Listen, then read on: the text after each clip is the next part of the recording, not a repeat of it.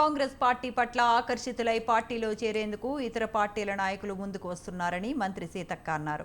గాంధీ భవన్లో మంత్రి సీతక్క సమక్షంలో ఆదిలాబాద్ నేతలు పలువురు చేరారు. ప్రజలను రెచ్చగొట్టేలా బీఆర్ఎస్ తప్పుడు ప్రచారాలు చేస్తోందని, బీఆర్ఎస్ దిగజారుడు రాజకీయాలు మానుకోవాలని అన్నారు.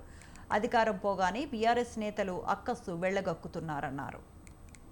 నువ్వు 10 ఏళ్ళు ఇచ్చుంటే ఆయన ఎందుకు అక్కడ దాకా ఆ పరిస్థితి వచ్చేది? దాని వెనుక కూడా వాళ్ళే ప్రేరేపించడం, ఇట్లా చేయండి, గలాట చేయండి, నీకు చేతగాలే, నువ్వు ఇయ్యలే, మేము ఇస్తామని గ్రామ సభలు పెట్టాం, ప్రజల ముందటనే సెలక్షన్ అవుతుంది. ఇలాంటివి కూడా నీచమైన రాజకీయాలు మానుకోండి. రైతు భరోసా కూడా మేము వేస్తున్నాము, నిన్నటి నుంచి, మొన్న కొన్ని పడ్డాయి, నిన్నటి నుంచి వేస్తున్నాము. వాళ్ళు వస్తలేదు ప్రత్యేకంగా కొన్ని యూట్యూబ్ ఛానళ్ళు పెట్టుకున్నారు.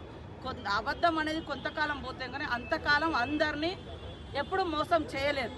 వాస్తవాలు ప్రాక్టికల్గా పబ్లిక్ అర్థమవుతుంది. మేము చిత్తశుద్ధితో పనిచేస్తూ ఉన్నాం.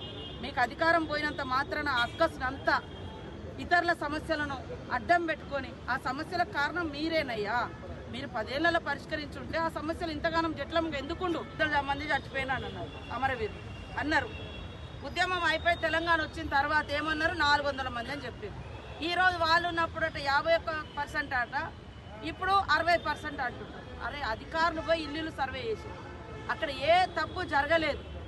ఇవాళ షమీం అఖ్తర్ అని ఎస్సీ వర్గీకరణ మీద మరి 1 మెన్ కమిషన్ ఇచ్చిన నివేదిక, ఆ జడ్జి, ఆయన రిటైర్డ్ జడ్జిగా ఉన్నాడు, ఆయనకు కూడా నిబద్ధత ఉంది. ఈ వర్గం ఆ కులం ఈ కులం ఆయనకి అలాంటి భేషజాలు అలాంటి ఆలోచన లేదు. ఎవరికి ఏం కావాలో వాళ్ళకి చేసి ఇవాళ కాకుండా రేపిస్తాం, మాకు 4 ఏళ్ళ టైం ఉంది. నువ్వు 10 ఏళ్ళ ఇచ్చి